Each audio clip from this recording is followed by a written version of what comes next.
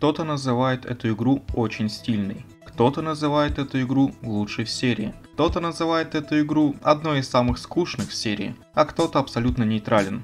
Но она точно оставила свой след в истории. И сегодня мы посмотрим, какую лучшую консольную версию оригинальной игры вы можете опробовать на данный момент.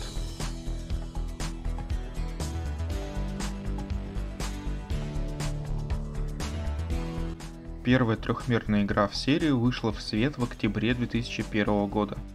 В мае 2002 появился немного кастрированный порт на ПК.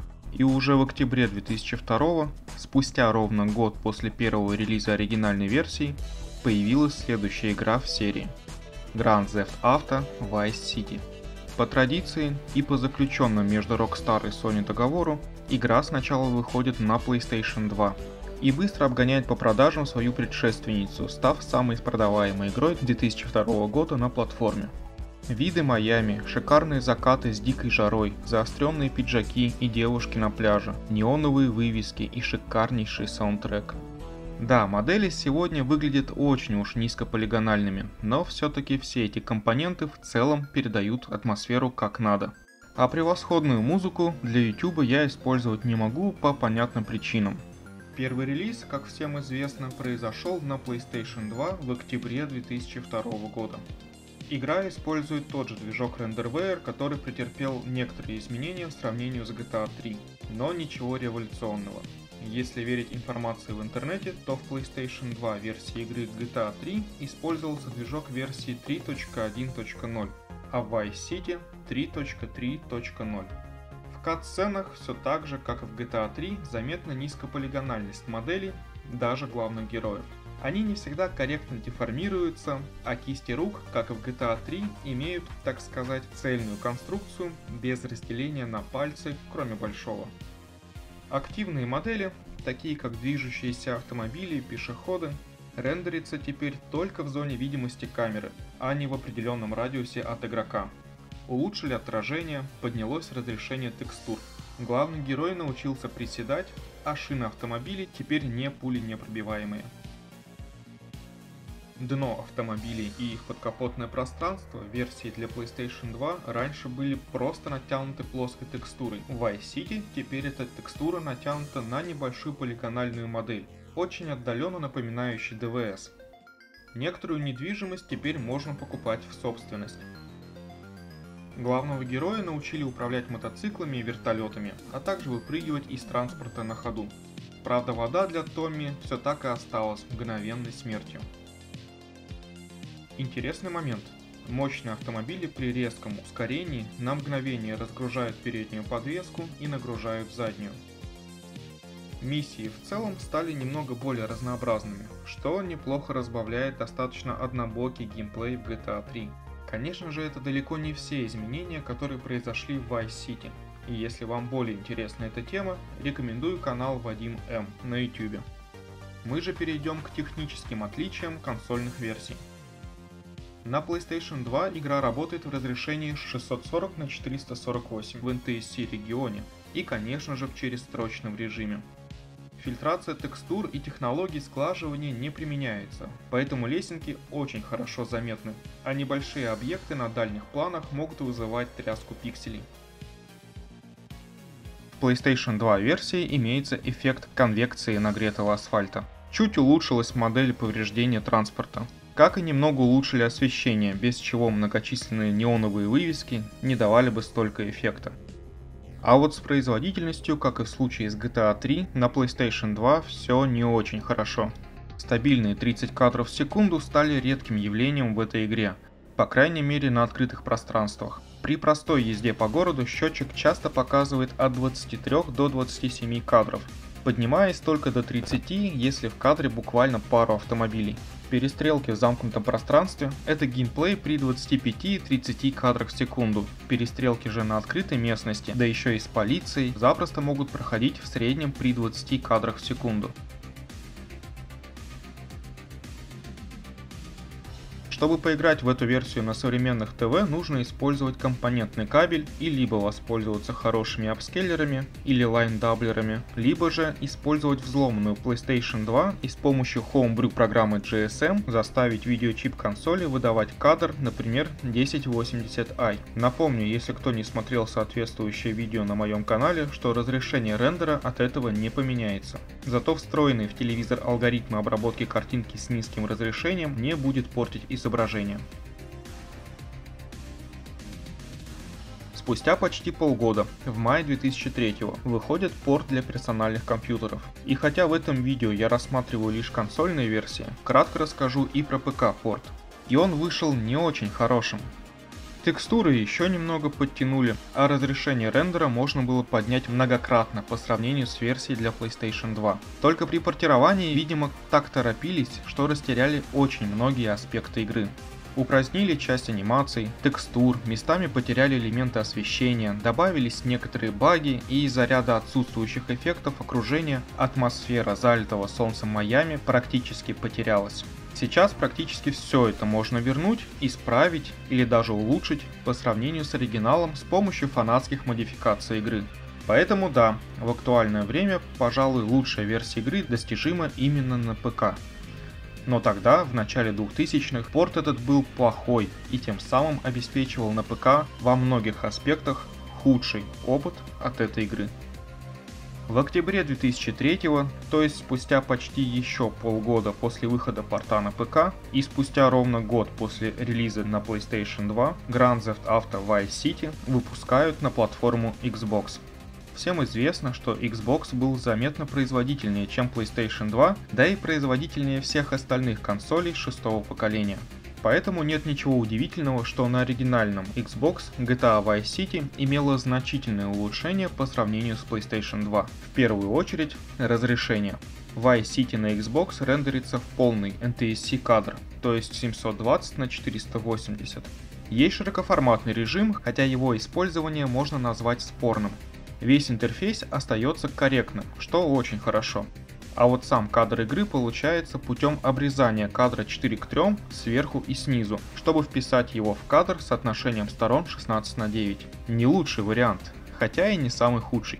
Обновились модели автомобилей. Они стали более детализированными, подкапотное пространство и дно автомобилей стали иметь объемную структуру. Даже колесные диски теперь не просто текстура на нескольких полигонах, теперь это объемные объекты. Как и в случае с GTA 3, на Xbox заметно улучшились отражения на автомобилях и не только на них. Да и работа с материалами в случае автомобилей заметно улучшилась. Автомобили в Xbox версии выглядят значительно лучше и приятнее. Количество трафика в среднем увеличилось, хотя заметно это не всегда. Как и на PlayStation 2, иногда встречаются полностью пустые улицы. Вождение стало приятнее, в том числе и благодаря увеличившейся дальности прорисовки. А текстуры и мелкие объекты не так сильно дрожат пикселями благодаря наличию фильтрации текстур. Улучшились модели персонажей.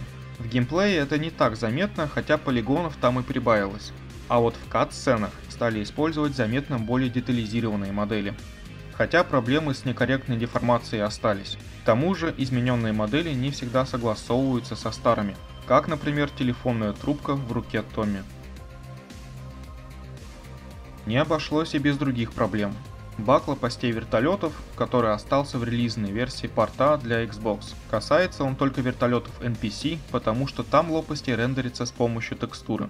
Вертолеты, которыми Томми может управлять, имеют полигональные лопасти и с ними никаких проблем нет. И одно из самых заметных изменений. Несмотря на все улучшения и значительное превосходство в производительности, Xbox Port лишился ряда эффектов окружения и местами из-за этого теряет в атмосфере, как и порт для персональных компьютеров. Но вот в геймплее Xbox версия имеет значительное превосходство над версией для PlayStation 2. И все благодаря производительности. Игра все так же залочена на 30 кадрах в секунду, но удерживает эти 30 кадров в секунду многократно чаще, чем на платформе от Sony. В GTA 3 на оригинальном Xbox при высокой производительности досаждал тиринг. В Vice City эта проблема почти полностью повержена, и поэтому картинка стала значительно приятнее. Звук, по давней традиции, на Xbox хранится и воспроизводится с большей частотой дискретизации, чем на PlayStation 2. Хотя я бы отметил, что в GTA 3 эта разница более явная и ее легче услышать. Но это еще не все. В порте для Xbox, кроме всех радиостанций, есть еще и кастомная, пользовательская. Если положить MP3 файлы в определенной директории на жестком диске консоли, то они будут воспроизводиться в игре в виде отдельной радиостанции. Приятная мелочь. Среди этих двух консольных версий выбор, на мой взгляд, не так очевиден. Я люблю версию PlayStation 2, хотя и познакомился с этой игрой сначала на персональных компьютерах, а Vice City для PlayStation 2 опробовал буквально несколько лет назад. По атмосфере она заметно превосходит порт для Xbox. Но низкий и нестабильный фреймрейт постоянно мешает наслаждаться геймплеем игры. И как раз по этому аспекту Xbox просто на голову выше PlayStation 2. В Vice City просто приятнее и комфортнее играть на Xbox. Но обе версии этой игры можно запустить на консолях седьмого поколения PlayStation 3 и Xbox 360. На первых ревизиях PS3 можно буквально запустить диск от PS2. Но такой ревизией я не обладаю, как и большинство владельцев PlayStation 3, поэтому я буду рассматривать Vice City для PlayStation 3, запущенную с помощью официальной эмуляции. Чтобы ею воспользоваться, даже обладателям версии для PlayStation 2 придется заново приобретать эту игру. Звучит как честная сделка, да? Само собой, все эффекты PlayStation 2 версии здесь на месте. Нет совершенно никаких отличий. Это буквально та же самая игра, которая эмулируется силами PlayStation 3 с достаточной точностью. Есть два варианта эмуляции. Нативное разрешение для PlayStation 2 версии 640 на 448 и рендер при разрешении 960 на 720, отрисованный в кадре 1280 на 720. Выглядит безусловно лучше, а вот с производительностью все так же плохо, как и на PlayStation 2. То есть, кроме немного повышенного разрешения рендера, других улучшений на PlayStation 3 вы не получите, что на самом деле обидно, учитывая мощность PlayStation 3 и возможности эмуляции.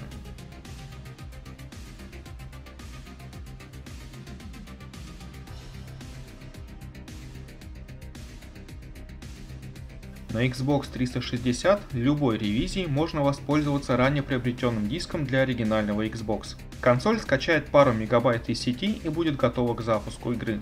И естественно, это будет все та же версия для Xbox без каких-либо изменений, за исключением двух. Во-первых, игра рендерится в разрешении 1280 на 720, и из-за этого она выглядит значительно лучше, чем в оригинале. А вот второе отличие в производительности. Обратная совместимость на Xbox 360 в целом работает недурно, но иногда проблемы встречаются. И GTA Vice City — это та игра, где эти проблемы как раз и встречаются. Игра работает рвано и дергано, время кадра крайне нестабильно. Кажется, как будто логика размещения файлов на DVD-диске для оригинального Xbox, целью которого было ускорение доступа к файлам, просто не подходит для Xbox 360. И если бы не эта проблема, то на 360 была бы лучшая консольная версия Vice City. Но, увы, в таком виде удовольствие от игры получать не удается совершенно. На консолях седьмого поколения, на мой взгляд, все достаточно плохо с Vice City. Если хочешь больше атмосферы, используй PlayStation 3. Если хочется более детализированной картинки и в более высоком разрешении, Xbox.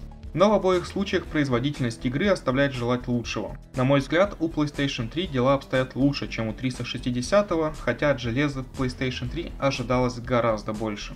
Если же вы хотите ознакомиться с этой игрой в текущих реалиях, то мой выбор и рекомендации распределились бы таким образом. На первом месте ПК-версия, но с большим количеством фанатских модификаций, патчей и исправлений. На втором месте я бы, пожалуй, распределил одновременно PlayStation 2, PlayStation 3 и оригинальный Xbox. И на последнем месте я располагаю обратную совместимость у Xbox 360. Просто потому, что это одна из тех игр, с которыми эта обратная совместимость, к сожалению, имеет баги. А вы же можете написать в комментариях, какая из представленных версий для вас является более предпочтительной.